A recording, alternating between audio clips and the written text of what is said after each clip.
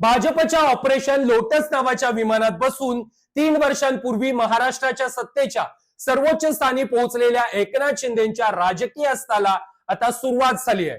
ठाकरे सरकार पाडण्यासाठी फडणवीसांची फूस आणि मोदी शहांच्या इशाऱ्यावरती सुरत, गुवाहाटी, गोवा प्रवास करत मुख्यमंत्री पदापर्यंत उड्डाण घेणाऱ्या एकनाथ शिंदेचे पंख छाटण्यास आता भाजपनं सुरुवात केली आहे। आणि शिंदेचे पंख छाटणारे कसाई बनलेत राज्याचे मुख्यमंत्री देवेंद्र फडणवीस।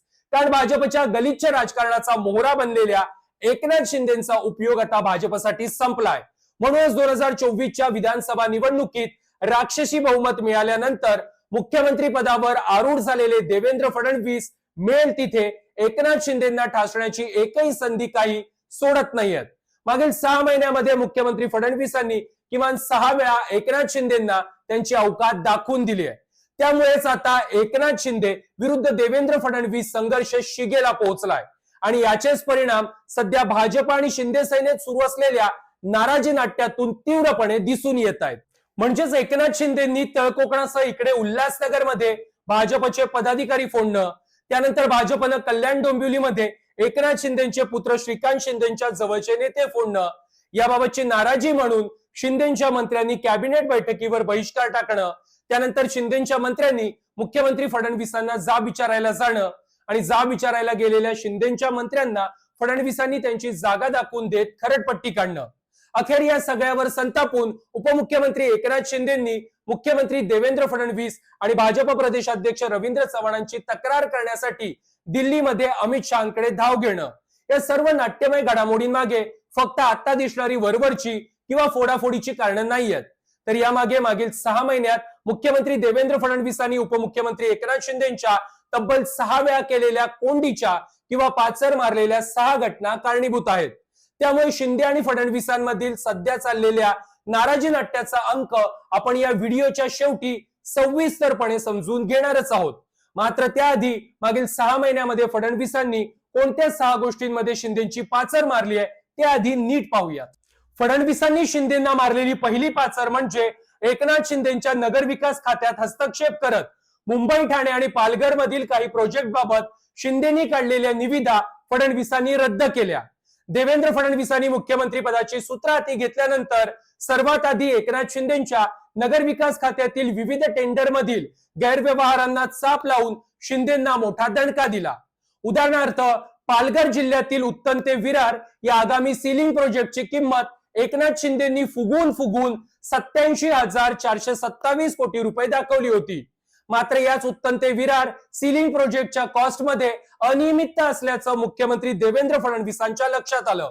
त्यानंतर मुख्यमंत्री फडणवीसांनी तातडीनं नगरविकास विभाग, MMRDA आणि MSRDCच्या अधिकाऱ्यांची बैठक घेऊन प्रोजेक्टच्या कॉस्ट बाबत आढावा घेतला आणि प्रोजेक्टची कॉस्ट 87,427 कोटीवरून 52,652 कोटींवरती रिवाइज केली। म्हणजे एकनाथ शिंदेंनी या प्रोजेक्टची कॉस्ट तब्बल 34,775 कोटींनी वाढवली होती। एका अर्थे उत्तन विरार सीलिंग या फक्त एका प्रोजेक्ट मागे एकनाथ शिंदे तब्बल 34,775 कोटींचा गफला करणार होते। मात्र मुख्यमंत्री फडणवीसांनी एकनाथ शिंदेची ही चोरी उघड करून त्यांची गोची केली। आता शिंदेच्या गैरव्यवहाराचं हे एकच उदाहरण नाहीये, तर आणखी 2 उदाहरणं ही नीट ऐका।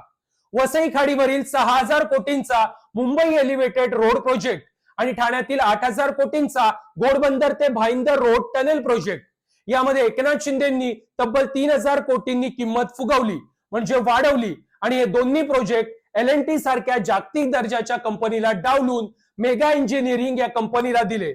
म्हणजे आपल्या मर्जीतल्या कंपनीला हे दोन्ही प्रकल्प देऊन त्यांची किंमत फुगवून एकनाथ शिंदेंनी 3,000 कोटी लाटण्याचा प्रयत्न केला। त्यानंतर याच प्रकल्पाच्या निविदेविरोधात L&T कंपनीनं कोर्टात धाव घेतली। अखेर मुख्यमंत्री फडणवीसांनी आपली व्हीटो पॉवर वापरत या दोन्ही प्रोजेक्टच्या निविदा रद्द केल्या आणि पुन्हा निविदा काढण्याचे आदेश देत एकनाथ शिंदेंना जोरदार दणका दिला। याचप्रमाणे आणखी एक उदाहरण म्हणजे ठाण्यातील तलावांच्या सुशोभीकरणाच्या 1,300 कोटींच्या कामाची कॉस्ट वाढवून तब्बल 2,300 कोटींची निविदा एकनाथ शिंदेंनी काढली। म्हणजे या प्रोजेक्टमध्येही 1,000 कोटींचा गफला करण्याचा प्रयत्न एकनाथ शिंदेंनी केला। मात्र इथेही मुख्यमंत्री फडणवीसांनी उपमुख्यमंत्री तथा नगरविकास मंत्री एकनाथ शिंदेंना चाप लावला आणि ही देखील निविदा रद्द केली. आता पहिली पाचर मारून झाल्यावर मुख्यमंत्री फडणवीसांनी एकनाथ शिंदेना दुसरी पाचर मारण्यासाठी त्यांचे पुत्र खासदार श्रीकांत शिंदेना आयकर विभागाची नोटीस पाठवली. म्हणजे एकनाथ शिंदेच्या नगरविकास खात्यातील प्रोजेक्टच्या कॉस्ट एस्केलेशन म्हणजे प्रकल्पांच्या किमती वाढवण्याच्या प्रकरणांना चाप लावण्याचं काम सुरू असतानाच एकनाथ शिंदेचे पुत्र आणि खासदार श्रीकांत शिंदेना जुलै महिन्यामध्ये आयकर विभागानं नोटीस पाठवली. आता त्याच वेळी शिंदेच्या शिवसेनेचे मंत्री संजय शिरसाट यांनाही आयकर विभागाची नोटीस आली होती आणि याबाबतच पत्रकारांच्या प्रश्नांना उत्तर देताना श्रीकांत शिंदेनाही आयकरची नोटीस आल्याचं संजय शिरसाटांनी माध्यमांसमोर उघड केलं. आता खुद्द मुलालाच आयकर विभागाची नोटीस आल्यानं उपमुख्यमंत्री एकनाथ शिंदेनी पावसाळी अधिवेशन अर्धवट सोडून 9 जुलै रोजी ते दिल्ली गाठून अमित शहाची भेट घेतली आणि प्रकरण रफादफा केलं. आता फडणवीसांनी तिसरी मारलेली पाचर म्हणजे एकनाथ शिंदेच्या मुख्यमंत्री पदाच्या कार्यकाळातील 8 योजना बंद करून टाकल्या. एकनाथ शिंदे 2.5 वर्ष मुख्यमंत्री असताना त्यांनी ज्या ज्या योजना सुरू केल्या होत्या त्या योजना सध्याचे मुख्यमंत्री देवेंद्र फडणवीसांनी बंद करून टाकल्या. म्हणजे तब्बल 8 योजना फडणवीसांनी बंद केल्या. आता मुख्यमंत्री फडणवीसांनी बंद केलेल्या शिंदेच्या काळातील या योजना कोणत्या आहेत तेही नीट पहा. यामध्ये 1 रुपयात पीक विमा योजना, आनंदाचा शिदा योजना, मुख्यमंत्री तीर्थदर्शन योजना, लाडक्या भावांसाठीची अप्रेंटिसशिप योजना, माझी शाळा सुंदर शाळा योजना, स्वच्छता मॉनिटर, एक राज्य एक गणवेश आणि योजना दूत अशा तब्बल 8 योजना फडणवीसांनी बंद केल्या. आता चौथी पाचर म्हणजे मुंबईतील बाळासाहेब ठाकरे स्मारक समितीच्या ट्रस्टमध्ये एकनाथ शिंदेंना स्थान नाही. शिवसेनेचे 2 तुकडे केल्यापासून भाजप आणि शिंदे दोघेही बाळासाहेबांची खरी शिवसेना म्हणजे शिंदेची शिवसेना असं बोंबलून सांगत होते. एकनाथ शिंदे हेच बाळासाहेबांचे खरे वैचारिक वारसदार असा नरेटिव्ह देखील सेट करण्यात आला होता. उद्धव ठाकरेंनी बाळासाहेबांचे विचार काँग्रेसच्या दावणीला बांधले म्हणून शिवसेना फुटली असं नरेटिव्ह देखील महाराष्ट्रातील जनतेच्या मनामध्ये बिंबवलं गेलं. मात्र आता त्याच भाजप आणि फडणवीसांनी उद्धव ठाकरे यांनाच बाळासाहेब ठाकरे स्मारक समितीच्या ट्रस्टच्या अध्यक्षपदी बसवलंय. तसेच आदित्य ठाकरे, सुभाष देसाई यांचाही समावेश या समितीमध्ये केलाय. म्हणजे उद्धव ठाकरेंच्या नावाला एकनाथ शिंदे आणि त्यांच्या सेनेचा असलेला विरोध झुगारून मुख्यमंत्री फडणवीसांनी उद्धव ठाकरेंना समितीचे अध्यक्ष करण्याचा निर्णय घेतला. म्हणजे एकनाथ शिंदे हे बाळासाहेबांचे वैचारिक वारसदार नाहीत हेच आता दाखवण्याचा प्रयत्न भाजपकडून केला जातोय. आता पाचवी पाचर म्हणजे भविष्यामध्ये एकनाथ शिंदेनी कोणत्याही बगावतीचा प्रयत्न केल्यास उदय सामंतांच्या नेतृत्वात शिंदे गटातील 5 ते 6 मंत्री आणि 30 ते 32 आमदारांचा एक गट भाजपच्या कुंपणावर बसूनच आहे. म्हणजे शिंदे सेनेतून उद्योग मंत्री असणाऱ्या उदय सामंत यांची मुख्यमंत्री फडणवीसांसोबतची जवळीक संपूर्ण महाराष्ट्राला माहिती आहे. 2024च्या विधानसभा निवडणुकीच्या निकालानंतर एकनाथ शिंदेंनी मुख्यमंत्री पदासाठी अडून राहत उपमुख्यमंत्री पद न स्वीकारण्याचं नाटक करत भाजपवर दबाव आणण्याचा प्रयत्न केला होता. मात्र त्यावेळी फडणवीसांनी उदय सामंत यांना उपमुख्यमंत्री करून शिंदेंना मंत्रिमंडळाबाहेर ठेवण्याची तयारीही केली होती. आताच्या परिस्थितीत देखील उदय सामंत यांच्यासह तब्बल 5 ते 6 शिंदे सेनेचे मंत्री फडणवीसांसोबत काम करण्यास उत्सुक आहेत. यामध्ये संजय शिरसाट, दादा भुसे, शंभूराज देसाई, संजय राठोड, योगेश कदम यांचा समावेश आहे.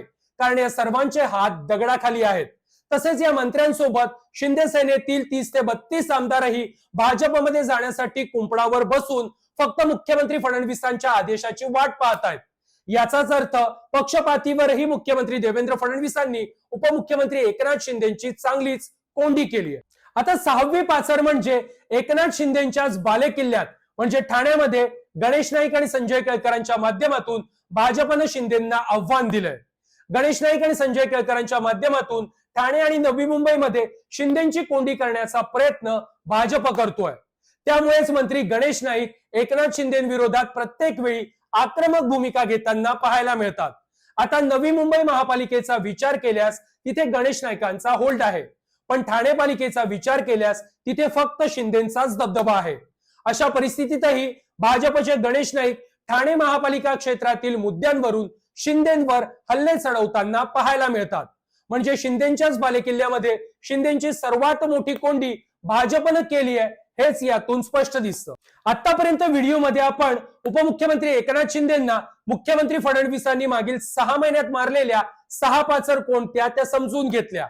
यानंतर व्हिडिओमध्ये आपण शिंदेची शिवसेना आणि भाजपमध्ये सध्या सुरू असलेल्या संघर्षाकडे वळूयात आणि तोही नीट समजून घेऊयात।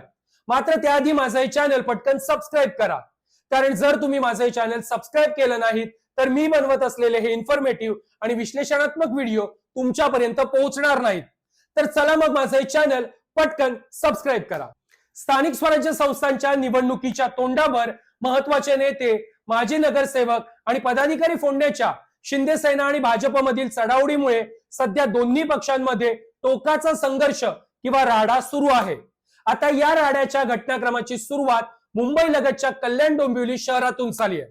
भाजपचे प्रदेशाध्यक्ष रवींद्र चव्हाण यांच्या उपस्थितीमध्ये 18 नोव्हेंबरला डोंबिवलीतील शिवसेना नेते वामन म्हात्रे यांचे पुत्र आणि खासदार श्रीकांत शिंदेच्या अत्यंत जवळचे अनमोल म्हात्रे यांनी आपल्या पत्नीसह भाजपमध्ये प्रवेश केला।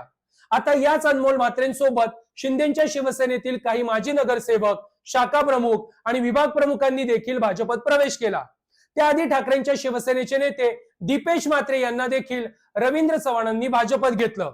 आता हे दीपेश म्हात्रे शिवसेनेच्या फुटीनंतर शिंदेसोबत होते, मग ते मोठ्या संधीच्या शोधामध्ये ठाकरेंच्या शिवसेनेत गेले। मात्र ठाकरेंच्या शिवसेनेत असूनही त्यांचे श्रीकांत शिंदेसोबतचे संबंध पूर्वीसारखेच घनिष्ठ होते। त्यामुळे महापालिका निवडणुकीच्या आधी या दीपेश म्हात्रेंनाही आपल्याकडे ओढून भाजपनं ऑपरेशन लोटस पूर्ण ताकदीनं सुरू असल्याचा इशारा एकनाथ शिंदे आणि श्रीकांत शिंदेंना दिलाय। आणि इथेच शिंदेची शिवसेना आणि भाजपातील संघर्षाचा नवा अंक सुरू झाला।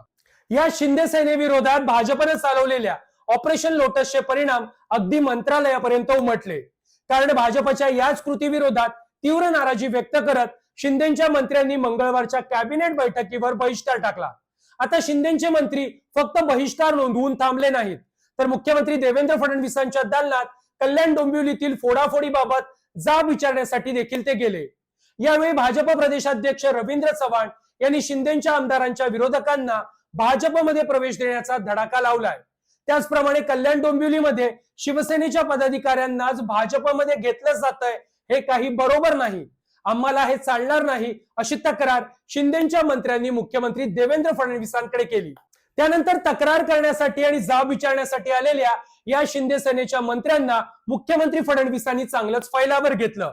मुख्यमंत्री फडणवीस या शिंदे सेनेच्या मंत्र्यांवर चांगलेच भडकले आणि आम्ही डोंबिवलीमध्ये काही जणांना भाजपात प्रवेश दिला तर तुम्हाला मिरच्या झोंबल्या, पण तुम्ही तळकोकणामध्ये आणि उल्हासनगरमध्ये जे भाजपचे माजी नगरसेवक आणि पदाधिकारी फोडलेत त्याचं काय, असा सवाल करत फडणवीसांनी शिंदे सेनेच्या मंत्र्यांचं तोंडच बंद करून टाकलं।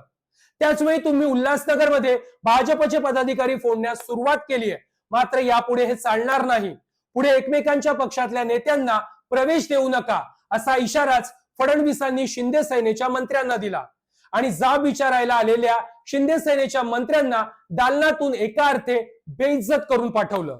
आता मुख्यमंत्र्यांकडून शिंदे सेनेच्या मंत्र्यांची बेइज्जती झाल्यावर उपमुख्यमंत्री शिंदेचा पारा मात्र चांगलाच चढला। त्यानंतर लगोलग शिंदेंनी दिल्ली गाठली आणि अमित शहांची भेट घेतली। अमित शहा आणि एकनाथ शिंदेच्या 50 मिनिटांच्या भेटी दरम्यान शिंदेंनी मुख्यमंत्री फडणवीस आणि भाजप प्रदेशाध्यक्ष रवींद्र चव्हाण यांच्याबाबतच्या तक्रारीचा पाडाच वाचला। एवढंच नाही तर दिवंगत शिवसेना प्रमुख बाळासाहेब ठाकरे यांच्या स्मारक समितीवर उद्धव ठाकरे यांना घेण्याबाबतही तीव्र नाराजी व्यक्त केली। माझी शिवसेना खरी असताना मुख्यमंत्री फडणवीसांनी उद्धव ठाकरे यांना या समितीवर घेण्याचं कारण काय, असा सवालही शिंदेंनी उपस्थित केला। तसेच भाजप प्रदेशाध्यक्ष रवींद्र चव्हाणांच्या अध्यक्षतेखाली राज्यात भाजपकडून शिवसेनेचं नुकसान करण्यासाठी ऑपरेशन लोटस राबवून आमचे पदाधिकारी फोडले जात आहेत, अशी तक्रारही केली। आमचे पदाधिकारी फोडण्यासाठी रवींद्र चव्हाण त्यांना आर्थिक आमिष दाखवतायत, ज्याचा महायुतीलाच फटका बसतोय, असा सूरही अमित शहांसमोर आळवण्याचा प्रयत्न एकनाथ शिंदेंनी केला। मात्र मोठ्या आशेनं दिल्ली दरबारी गेलेल्या एकनाथ शिंदेंना अमित शहांनी देखील इशारा देऊनच परत पाठवलं। या भेटीत अमित शहा एकनाथ शिंदेंना म्हणाले, मला बऱ्याचशा गोष्टी माहिती आहेत, माझं सर्व फोडाफोडींवरती लक्ष आहे, असं म्हणत शिंदेंनाच अमित शहांनी सूचक इशारा दिला। आता अमित शहांनी देखील एकनाथ शिंदेच्या तक्रारीची दखल न घेतल्यानं दिल्लीतून महाराष्ट्रामध्ये परतताना शिंदेचा कसा तळफळाट झाला होता हे पुढील व्हिडिओतून नीट पहा।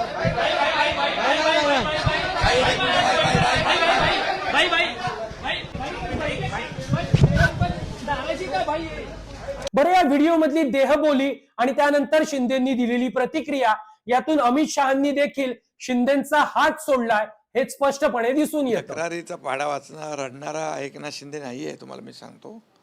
हा रडणारा नाही, लढणार आहे. आणि ते आपण पाहिलं वेळोवेळी. त्यामुळे या छोट्या मोठ्या तक्रारी राष्ट्रीय पातळीवर आम्ही आणत नसतो. आता महायुतीमध्ये सुरू असणाऱ्या एकनाथ शिंदेच्या याच कोंडीवरून उद्धव ठाकरेंसह इतर विरोधी पक्षांच्या नेत्यांनीही त्यांचे वाभाडे काढले. एक कोणतरी गेले, बाबा मला मारलं म्हणून दिल्लीला. ही लाचारी जी आहे ना, ही लाचारी का? तर तेच चांगलं जर काही चांगलं शिक्षक मिळालं असतं त्या वयामध्ये तरी परिस्थिती आली नसती. शिंदेकडून लोक जात आहेत म्हणून शिंदेंनीही त्रागा करायचं काही कारण नाही. कारण जेव्हा जहाज बुडत असतं तेव्हा सगळ्यात आधी उंदीर बाहेर पडतात. तुम्ही ज्यांना वाघ म्हणून सोबत घेतलेलं आहे ते सगळे उंदीर आहेत हे हळूहळू तुम्हाला कळायला लागेल. जसजसा SITचा, ईडीचा आणि एकेकाच्या चौकशीचा पाश आवळला जाईल तसतसं सिंहासन डळमळीत व्हायला लागेल. आणि त्याचा पुरावा आत्ता दिसत आहे. माध्यमांमधून बातमी तर अशीही कळते की फडणवीस म्हणतायत की तुम्ही उल्हासनगरमध्ये केलं ते काय, मग आम्ही केलं तर चुकलो कुठे. मला वाटतंय ठकास महाठक दोघेही एकमेकांना भेटलेले आहेत, त्यामुळे छान चाललंय सगळं. आता ही सर्व परिस्थिती पाहिल्यावर एकनाथ शिंदेच्या राजकीय अस्ताची सुरुवात झाली आहे हे सांगायला कोणत्याही ज्योतिषाची गरज नाहीये. कारण भाजप आणि फडणवीसांना एकनाथ शिंदेची गरज फक्त ठाकरे सरकार पाडण्यासाठी होती, तर अमित शहांना एकनाथ शिंदेची गरज ठाकरे सरकार पाडण्यासह देवेंद्र फडणवीसांचं नेतृत्व दाबण्यासाठी होती. मागील 3 वर्षांच्या काळामध्ये या सर्वांनी एकनाथ शिंदेच्या माध्यमातून आपापले हेतू साध्य केले. आता मात्र भाजप, फडणवीस आणि अमित शहांनाही एकनाथ शिंदेची गरज उरलेली नाहीये. त्यामुळेच महाशक्ती पाठीशी आहे इथपासून सुरू झालेला एकनाथ शिंदेचा प्रवास आता महाशक्ती शिंदेना संपवण्यासाठी पाठीमागे लागले इथपर्यंत येऊन पोहोचलाय. त्यामुळे एकदा का राज्यातील स्थानिक स्वराज्य संस्थांच्या निवडणुका, विशेषतः महापालिका निवडणुका संपल्या की एकनाथ शिंदेचा राजकीय अस्त अटळ आहे. आणि याचे जाहीर संकेतच अमित शहांनी 2029च्या भाजपच्या स्वबळाच्या नाऱ्यातून दिले.